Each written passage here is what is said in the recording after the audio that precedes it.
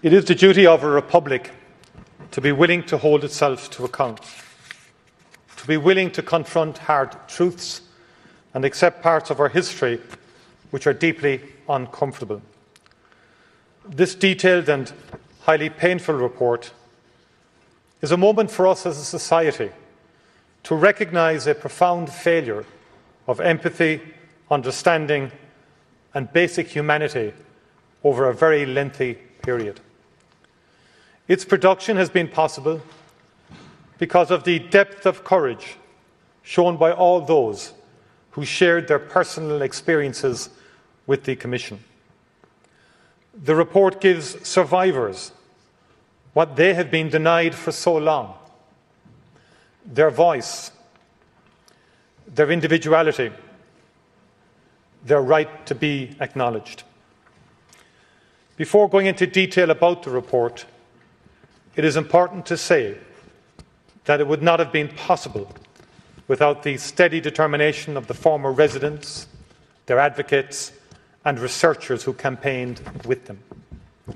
I particularly want to acknowledge the critical part played by Catherine Corliss, whose work at the Tuam Mother and Baby Home site led directly to the establishment of the Commission. On behalf of the Government, I want to thank the three Commissioners, the Chair, Judge Yvonne Murphy, Professor Mary Daly and Dr. William Duncan and their team. Their report reveals the dominant role of the churches and their moral code and lays bare the failures of the state. They have produced the definitive account of how this country responded to the particular needs of single women and their children at a time when they most needed support and protection. This should have been forthcoming from the fathers of their children, their family and friends, their community, their churches and their state. But so often it was not. The often painful and distressing testimony of many survivors is presented in detail in the report of the Confidential Committee prepared by the Commission.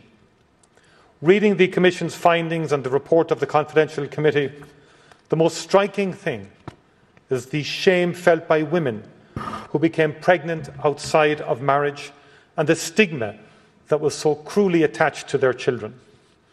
Testimonies from the women speak of the pressure to make sure that no one in their locality would find out about their pregnancy. One speaks of not being allowed to return to school after becoming pregnant because it would bring shame on the school. Extracts from witness accounts shine a light on the attitudes that women encountered. I was treated like a second-class citizen by my family. Society had an obsession with hiding everything. Quote from one. "Nobody will want you now," said the mother of a witness, 14 years old, when it was discovered that she was pregnant. "Get her put away," were the words of a father of a 19-year-old when told of her pregnancy. In the earlier decades covered by the report, witness testimony describes how a dearth of sex education often left young women confused and unaware of how and why they had even become pregnant. Some of these pregnancies were as a result of rape and incest. Children born outside of marriage were stigmatised and were treated as outcasts in school and in wider society. Some children who were subsequently boarded out experienced heartbreaking exploitation, neglect and abuse within the families and communities in which they were placed. This was unforgivable. The sense of abandonment felt by many of these children is palpable in the witness accounts. The circumstances of their birth, the arrangements for their early care, the stigma they experienced, and the continuing lack of birth information is a terrible burden in their lives. Many mothers, children and fathers left these shores to escape this unfair judgment and lifelong prejudice, and because they thought it was the only way to protect their families' reputations. While many have built good lives for themselves, many did not overcome the impact which these formative experiences had on their lives, and may have suffered and struggled with many serious personal problems. One of the clearest messages of the testimonies in this report is how this treatment of women and children is something which was the direct result of how the state and we as a society acted. The report presents us with profound questions. We embraced a perverse religious morality and control, judgmentalism and moral certainty, but shunned our daughters. We honoured piety but failed to show even basic kindness to those who needed it most. We had a completely warped attitude to sexuality and intimacy, and young mothers and their sons and daughters were forced to pay a terrible price for that dysfunction. To confront the dark and shameful reality which is detailed in this report, we must acknowledge it as a part of our national history.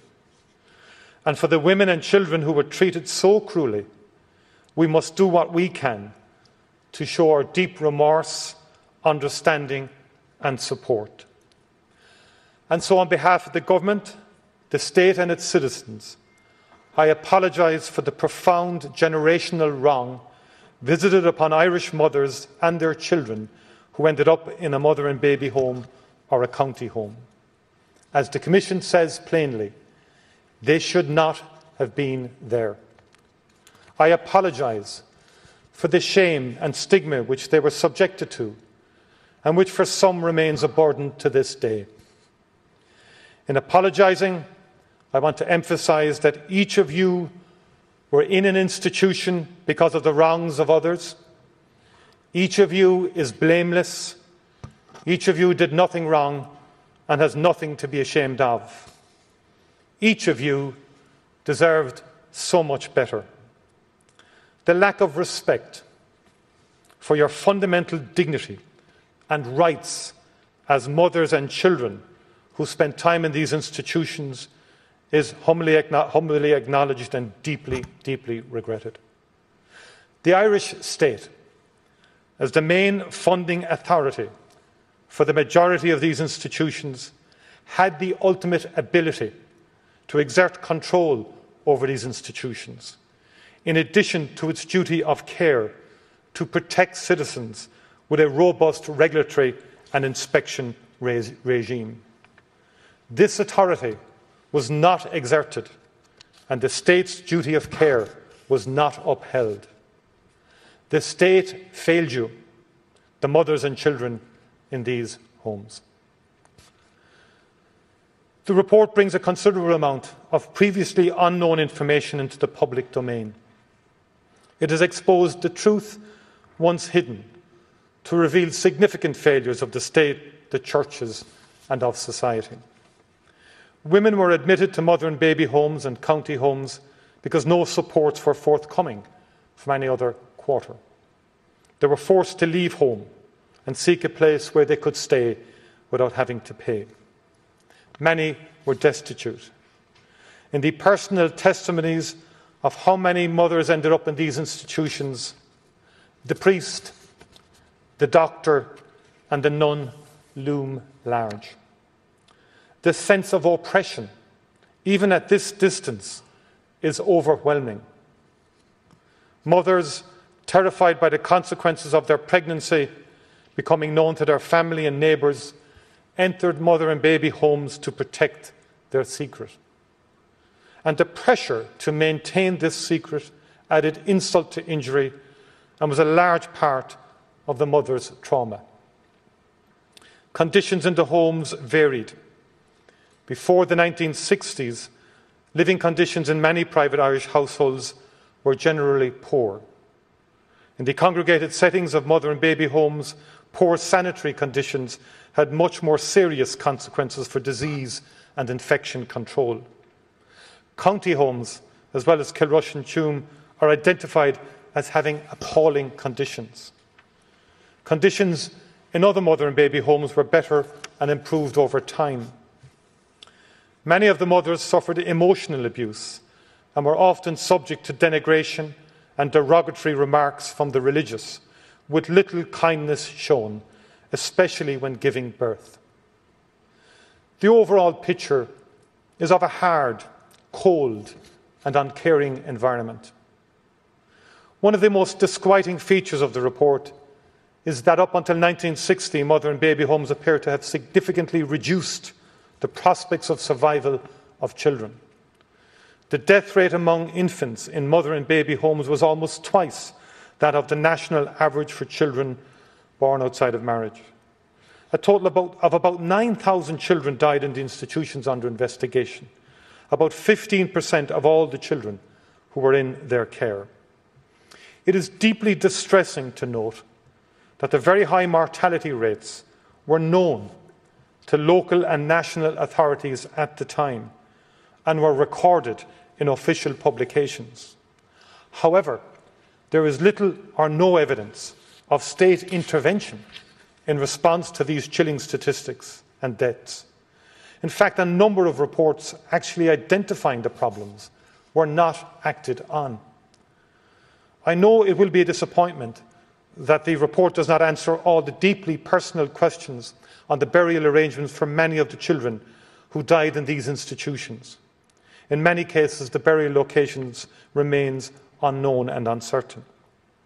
There are no records for a number of the large institutions where significant numbers of infants are known to have died, including Tuam, Besborough, Castlepollard and Shanross.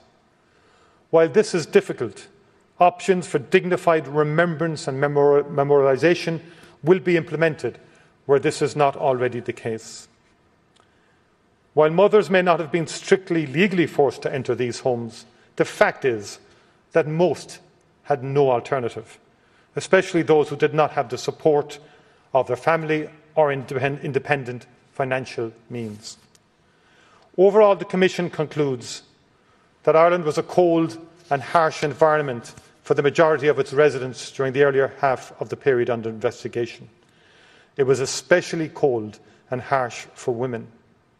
All women suffered serious discrimination. Women who gave birth outside marriage were subject to particularly harsh treatment. Emerging from the survivors' stories are the horrific accounts of rape, either perpetrated within families or by someone within a woman's community. This had led ultimately to entry into a mother and baby home, where the woman bore a social stigma, but there was no accountability for the men responsible, and the agencies of the state showed little or no interest in addressing these crimes. The Commission acknowledges the additional impact which a lack of knowledge and understanding had on the treatment and outcomes of mothers and children with different racial and cultural heritage, those who faced mental health challenges, or those with physical and intellectual disabilities. Such discriminatory attitudes exacerbated the shame and stigma felt by some of our most vulnerable citizens, especially where opportunities for non-institutional placement of children were restricted by an unjust belief that they were unsuitable for placement with families. While context is essential to our proper understanding of this chapter of our history, it does not lessen what happened or diminish the responsibility of churches and state for the failures laid bare in what we have learned. For much of the period covered by the Commission, women as a group, and regardless of age or class, were systematically discriminated against in relation to employment, family law and social welfare, solely because of their gender. Children were similarly unequal, and none more so than those who were cruelly labelled illegitimate. I share deeply the Commission's unequivocal view that the existence of the status of illegitimacy until 1987 in this country was an egregious breach of human rights. This was a huge injustice and blighted the lives of many. It is a sad truth that the history of humankind, even to today, has largely been defined by a failure to acknowledge and vindicate the rights and status of women and the labelling of those who failed to conform to social norms.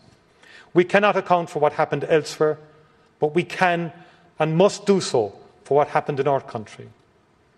An apology on its own is not enough.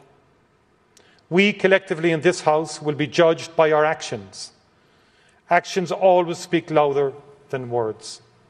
The Government accepts and will respond to all of the recommendations made by the Commission, and this response will centre on the 4 pillars of recognition, remembrance, records and restorative recognition. Recognition begins with this apology and will be followed by commitments to national and local memorialisation and commemoration. The views and wishes of former residents will be paramount, and all commemoration will be led by them. A broad suite of memorialisation, educational and research commitments will support national reflection and enduring remembrance. Future generations will learn of mother and baby homes and of the experiences of former residents, particularly as told through their own words. With regard to records, the Government is committed to introducing information and tracing legislation as a priority. Access to one's identity is a basic right. We will also be advancing a range of related actions to support access to personal information and to ensure appropriate and sensitive archiving of institutional records. Finally, turning to restorative recognition. Similar to the Magladens, an enhanced medical card will be given to former residents of a mother and baby home or county home. This is in addition to counselling, which is immediately available to all former residents, and patient liaison support services, which will be available to all former residents. The Government will also design a scheme of restorative recognition for former residents, and an interdepartmental group will report back to Government on this as soon as possible. All of these commitments will be advanced in a survivor-centred manner, with ongoing communications and engagement as plans are developed and implemented. As a nation, it is important to understand and accept the failings of our past. Important but not sufficient. We must also learn from them. We have adopted national and international laws which oblige us to follow a different, more humane and rights-based approach. There is in place and being further developed a wide range of social services completely absent from much of our history. Under Minister O'Gorman, we have a Government department dedicated to children, to equality and to working across government and society to promote and uphold the rights of all people. The Citizens' Assembly is examining further measures to address structural inequalities in relation to gender. It is looking in particular at how we can support and respond to the needs of those with caring responsibilities. Through our laws and policies, our systems, structures and services, our actions and our words, we must always seek to create a more just society, grounded in respect, diversity, tolerance and equality. Continued investment in education, especially for those at the margins and the most vulnerable, is the surest way of making sure that we do not repeat the past. Similarly, we must learn the lesson that institutionalisation creates power structures and abuses of power and must never again be an option for our country in any circumstance. Throughout this report, former residents talk of a feeling of shame for the situation they found themselves in. The shame was not theirs, it was ours. It was our shame that we did not show them the respect and compassion which we as a country owe them. It remains our shame. I want to reassure survivors, their families and the country that this Government is determined to act on all the recommendations of the report and to deliver the legislative change necessary to at least start to heal the wounds that endure.